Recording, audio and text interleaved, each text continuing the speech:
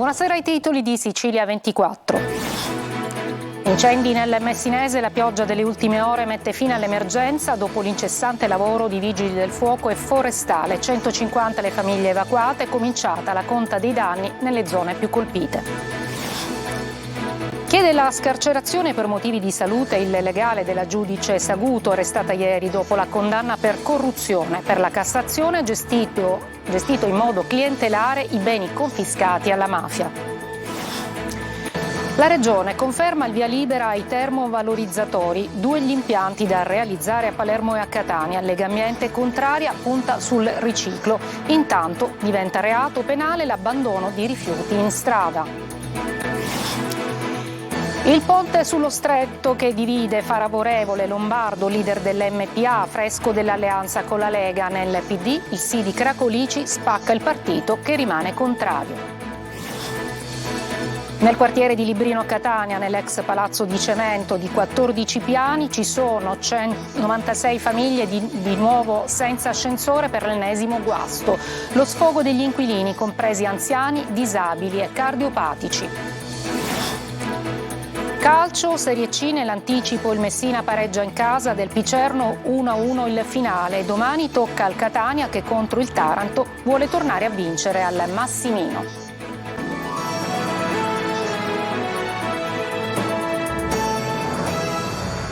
Buonasera, eccoci alla nostra edizione serale del Sicilia 24, lo avete sentito dai titoli, la pioggia delle ultime ore sta dando una mano in provincia di Messina, dove gli incendi sono sotto controllo anche per l'incessante lavoro di vigili del fuoco e forestali. Cominciata la conta dei danni nelle zone più colpite. Sentiamo Francesco Triolo. È arrivata la pioggia sulla fascia tirrenica che è stata ovviamente interessata dagli incendi di questi giorni e chiaramente la pioggia ci dà una grande mano. La pioggia delle ultime ore è stata un'alleata preziosa. Gli incendi che hanno devastato ettari di territorio della provincia messinese si stanno spegnendo per i lavori incessanti dei vigili del fuoco, uomini della forestale e della protezione civile, anche per le condizioni meteo in miglioramento col vento di scirocco che sta dando una mano. La notte è stata veramente devastante, davvero devastante. Fiamme altissime, dimensioni del fenomeno veramente incresciose. È andata bene per i cittadini innanzitutto, è andata bene anche per tutti i soccorritori che lavoravano. Questi giorni sono stati i peggiori di tutta l'estate, abbiamo avuto già altre 2 emergenze incendi a luglio e a settembre, ma questa sicuramente è quella che ha lasciato maggiormente il segno. Ma adesso è il momento anche della conta dei danni e così nel pomeriggio il direttore responsabile della protezione civile regionale Salvo Cocina e il responsabile della protezione civile di Messina Bruno Manfrè hanno incontrato il sindaco di Villafranca Tirrena, uno dei comuni più colpiti dagli incendi delle ultime 48 ore, per fare il punto della situazione. Danni ingenti per i terreni coltivati ma anche per le abitazioni danneggiate. Si stanno preparando le ordinanze di sgombero per le case che sono state distrutte dalle fiamme ed è previsto un censimento di tutti i danni che i residenti dovranno inviare. Le altre situazioni più difficili si sono registrate a San Pierniceto, Condrogo, Altieri, Gioiosa Marea, soprattutto a San Pierniceto in Contrada Serra. Le fiamme si sono estese per tutta la vallata arrivando sino alle abitazioni e moltissimi residenti hanno dovuto abbandonare le proprie case. 25 le abitazioni distrutte o semidistrutte, circa 150 le persone evacuate. Anche a Gioiosa Marea alcune abitazioni e un villaggio turistico sono stati raggiunti dalle fiamme. Buone notizie sul fronte meteo, perché le condizioni atmosferiche dovrebbero cambiare velocemente con il vento di ponente che dovrebbe sostituirsi nelle prossime ore allo scirocco con un importante calo termico. L'avvocato della Saguto chiede la sospensione della pena per motivi di salute. L'ex magistrato è in carcere da ieri sera, condannata per corruzione con sentenza definitiva. Secondo la Cassazione ha gestito in modo clientelare i beni confiscati alla mafia. Manlio Viola. Sospendere la pena per Silvana Saguto perché le sue condizioni di salute sono incompatibili con il carcere. È l'appello dell'avvocato Ninni Reina, difensore dell'ex magistrato, all'indomani dell'arresto disposto dalla Procura Generale della Corte d'Appello di Caltanissetta. Per la Saguto si sono aperte ieri sera le porte del carcere del Pagliarelli, così come per il marito Lorenzo Caramanna, che dovrà scontare 6 anni e 1 mese. La giudice è stata prelevata dai finanzieri in una clinica ed è stata condotta in carcere nonostante il ricovero risalente a 3 giorni fa legato impiccato sembrerebbe a un grave stato di depressione. L'ordine di arresto è stato emesso dopo la sentenza della Corte di Cassazione, che sembrava aver rinviato il carcere per tutti i 4 imputati principali del processo. Secondo la Procura Generale di Caltanissetta, invece, le parti della sentenza annullate dalla Cassazione sono residuali, così come i ricalcoli di pena che dovranno essere fatti. In nessun caso si potrà scendere sotto i 4 anni e dunque scatta l'arresto per esecuzione pena. Questo riguarda la giudice, la cui pena da scontare è 7 anni e 10 mesi per corruzione, il marito che dovrà scontare 6 anni e un mese, gli ex amministratori giudiziari che la magistrata avrebbe favorito in cambio di regali e denaro, Carmelo Provenzano e Gaetano Cappellano Seminara, che hanno avuto combinate pene rispettivamente a 6 anni e 8 mesi e 7 anni e mezzo. Nel carcere di Re Bibbia si è costituito il professor Carmelo Provenzano, mentre l'avvocato Gaetano Cappellano Seminara si è costituito nel carcere di Bollate. Ma la battaglia legale non finisce qui. L'avvocato ha fatto subito ricorso anche contro la decisione della Corte di Caltanissetta, contestando la ricostruzione della pena fatta dalla Corte d'Appello. Secondo l'avvocato potrebbe esserci un riconteggio della pena ancora più sostanzioso e quindi non scatterebbe di conseguenza l'arresto, così come era sembrato subito dopo l'emanazione della decisione della Suprema Corte. Adesso la questione rifiuti, perché la Regione conferma sì ai termovalorizzatori. I 2 impianti infatti saranno realizzati a Catania e Palermo. Rimane comunque il no di Legambiente, che punta al riciclo. Eva Spampinato. Un dibattito lungo una vita che potrebbe risolversi, almeno sulla carta, con un parere entro poche settimane.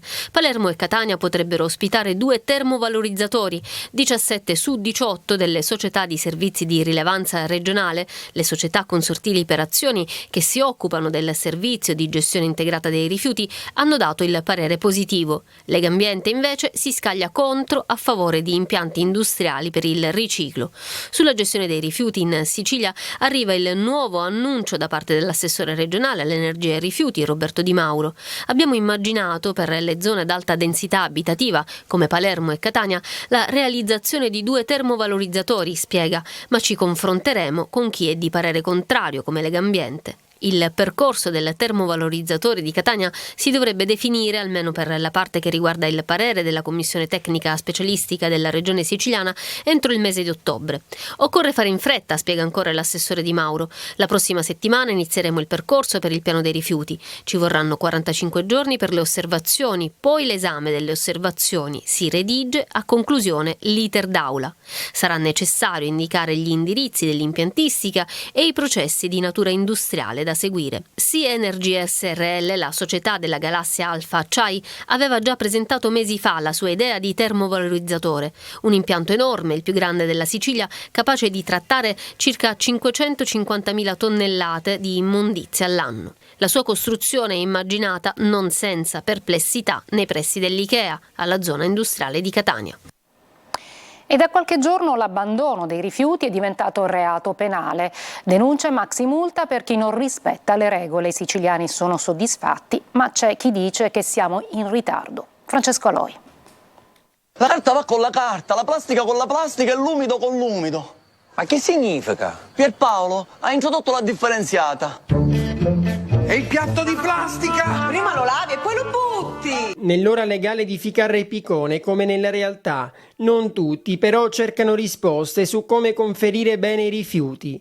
Così c'è chi la differenziata non la fa proprio e abbandona i rifiuti per strada. Adesso però per gli incivili scattano la denuncia penale ed una multa da 1.000 a 10.000 euro. Ci voleva, perché in effetti le strade sono troppo sporche. Speriamo che la fanno funzionare questa legge, perché sarebbe giustissimo. È giusto punire quelli che lasciano la monnezza, è giusto. Con una modifica del testo unico ambientale, abbandono e deposito incontrollato di rifiuti da parte di privati cittadini diventano quindi reato penale. Prima scattava solo una sanzione amministrativa, ora non è più così. Era un'idea che dovevano avere prima, ora siamo in ritardo. Ormai... Perché? Perché ci siamo abituati ad avere la spazzatura in giro per la città. Sarebbe anche bello tenere pulita una città.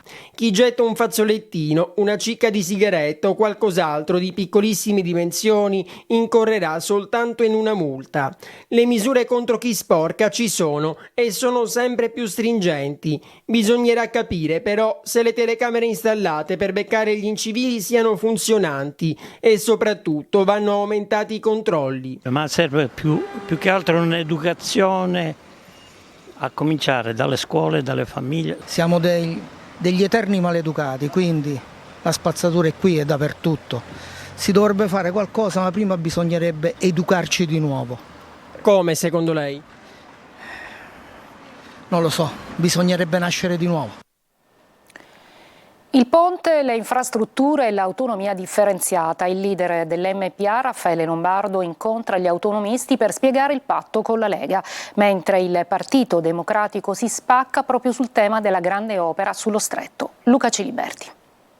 Presidente, si è parlato anche di una contropartita in questo accordo con la Lega, un ruolo per lei politico in prima persona? Elettorale o... Si parla di un sottosegretariato.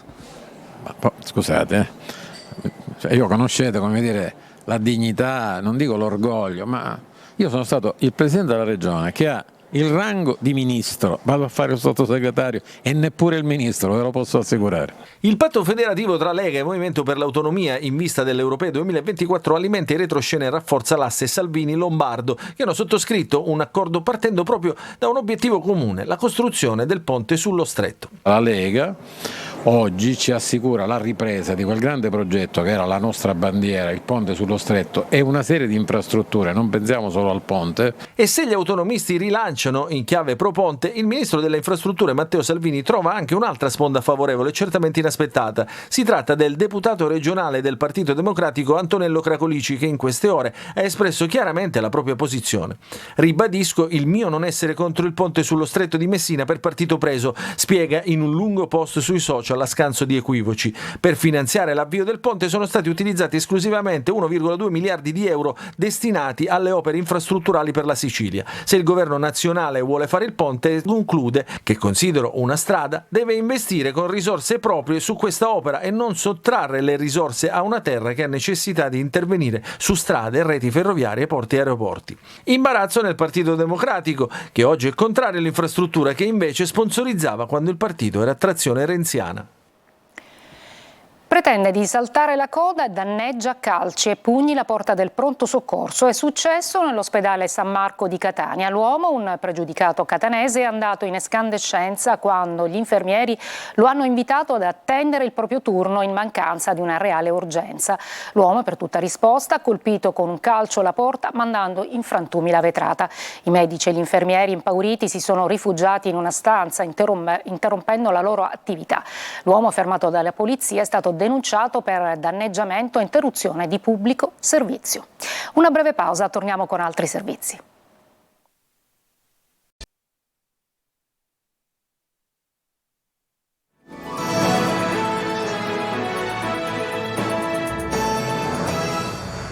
A Catania, nel quartiere di Librino, nell'ex palazzo di cemento di 14 piani, 96 famiglie sono rimaste di nuovo senza ascensore dopo l'ennesimo guasto. Lo sfogo degli inquilini, compresi anziani, disabili e cardiopatici. Emanuela Corsi. Siamo segregati. O esci e riesci a salire e scendere 200 scanini, oppure rimani segregato in casa. Esplode di nuovo la rabbia tra i residenti dell'ex palazzo di cemento nel quartiere catanese di Librino. In questo edificio di 16 piani vivono 96 famiglie rimaste di nuovo senza ascensori, dopo l'ennesimo guasto. Pochi giorni fa 2 ragazzi sono rimasti bloccati dentro questo ascensore che si è fermato tra 2 piani. Qui dentro sono rimaste 2 persone chiuse mentre prendevano l'ascensore e voi le avete liberate così? Sì, praticamente sì, e per fortuna, tra virgolette, sempre per fortuna, che erano 2 persone che potevano muoversi, perché qui dentro più del 40%, stiamo parlando di invalidi, gente con sedie a rotelle, gente con patologie serie. Sono circa 500 le persone che vivono qui, tra queste anziani, invalidi e cardiopatici. Il 2012 mi hanno messo il cuore artificiale e il 2015 mi hanno cambiato il cuore. Lei deve pensare che mio marito come minimo scende 3 volte al giorno perché c'è bambini che vanno a scuola, come si deve fare? Mia figlia a 12 anni è stata operata di cuore perché ha la stessa malattia del padre, oggi ce n'ha 16, ma è sempre cardiopatica. Non si può stare così completamente. A telecamere spente c'è una signora che ci racconta di vivere con 2 figli disabili, uno dei quali costretto a muoversi su una sedia a rotelle. Senza ascensore, vivono segregati in casa. Lei è disperata? Io sì. E nessuno la sta aiutando? Ma completamente. La disperazione è tanta, in attesa che si intervenga per risolvere il problema in maniera definitiva. A Catania un detenuto messinese del carcere di Piazza Lanza ha tentato di strangolare un agente della polizia penitenziaria che avrebbe ritardato a rispondere a una sua chiamata. L'agente aggredito dal detenuto è riuscito a bloccarlo e a dare l'allarme. Una breve pausa e poi lo sport.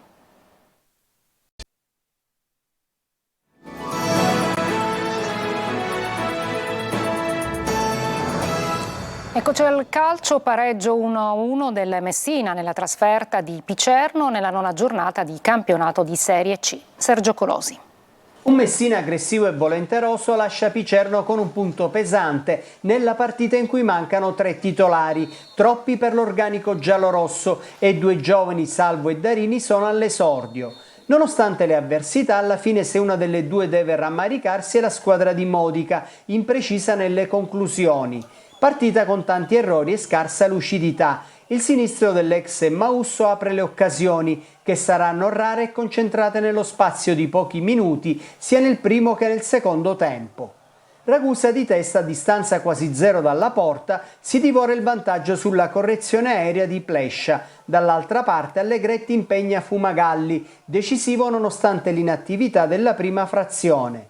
Messina e Picerno si annullano anche per metà ripresa, fino al minuto 25, quando Fumagalli salva sul sinistro di Guerra, ma sull'assist di Albadoro il primo pallone toccato nell'area piccola dal bomber Murano è quello del vantaggio e del nono gol del capocannoniere del girone.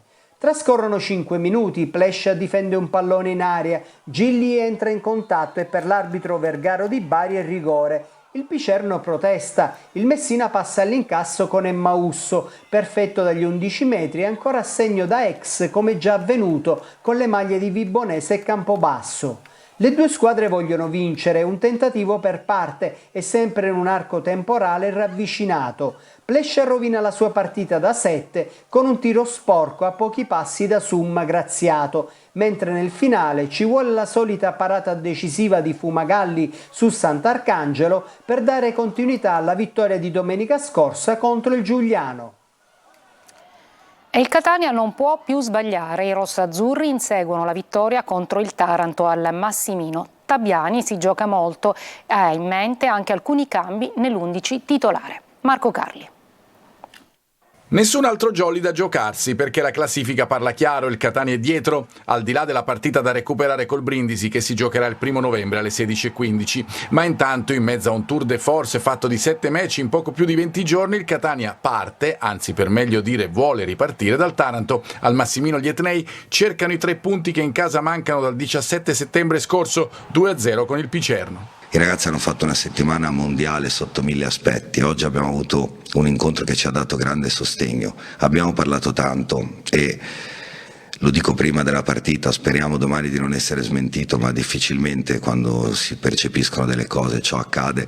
Ho la sensazione che sia un inizio importante di quello che potremo andare a fare. Il tecnico rossazzurro deve fare i conti ancora con le assenze. Silvestri squalificato, Quaini, Deli e Rocca out. In compenso rientra Bocic che si candida per una maglia da titolare nel tridente d'attacco e si riaffacciano Chiarella e Rapisarda. Probabile Lorenzini al centro della difesa e Rizzo o Ladinetti in mediana con Zanellato e Zammarini. Quello che è più importante è che dobbiamo avere la sensazione, io, i ragazzi, voi, i tifosi, di giocare 90 minuti da squadra senza farci condizionare da qualsiasi evento viene dentro la gara. Catania-Taranto sarà come sempre seguita da Telecolor con diretta stadio, si parte mezz'ora prima dell'inizio del match con il pregare, le formazioni, poi gli interventi dal Massimino e i commenti da studio fino alle interviste post gara, più di 3 ore live per vivere insieme la partita dei rossazzurri. La pallavolo, la Saturnia domani esordisce in Superlega in casa dei campioni del mondo di Perugia. Il capitano Orduna parla ai nostri microfoni nel corso di preview. Vogliamo centrare l'obiettivo salvezza, dice. Ascoltiamolo nel servizio di Marco Carli. È tutto pronto in casa Saturnia Farmitalia. L'esordio domenica alle 20 in casa di Perugia, la squadra che detiene il titolo di campione del mondo per club, non segna solo l'inizio della Superlega per la stagione attuale, ma anche il ritorno della città etnea nella pallavolo che conta. E conta in tutti i sensi perché il campionato italiano è il migliore del mondo. Lo stimolo è molto alto, chiaramente come dici te il campionato italiano è secondo me quello più forte al mondo, oltre a quello della Polonia, che noi siamo stati a fare il torneo là, e la Russia. Sono sono dei 3 paesi dove i tornei sono più forti, però in Italia se tu guardi le squadre sono tutti i giocatori più forti al mondo sono qui, quindi come spettacolo, come livello è molto alto. L'argentino Orduna è da 16 anni in Italia e proprio da Catania aveva iniziato quando era giovanissimo. Adesso è chiamato a fare il meglio per una città che ha sempre apprezzato e seguito questo sport. Perugia è la prima difficilissima tappa, ma già domenica prossima si gioca al Pala Catania con Cisterna, squadra che insieme ad altre rientra nel novero delle rivali per la salvezza dei ragazzi guidati da Cesar Douglas. Noi dobbiamo pensare settimana a settimana, è l'avversario che arriva, ok, qua cosa possiamo fare e giocare. Esatto. Però poi sulla carta chiaramente ci sono le prime 5, diciamolo così, e poi guardando il roster delle squadre credo che Cisterna, Padova, Taranto sono squadre che possono essere simili a noi, però poi non è detto che vai a giocare contro Monza, vai a giocare con Milano, vai a giocare con Verona e te la giochi alla pari. Il nostro primo obiettivo è la salvezza e giocare tutte le partite, quindi da lì in poi punteremo un po' più in alto. È tutto, vi ringrazio per l'attenzione e vi auguro un buon fine settimana.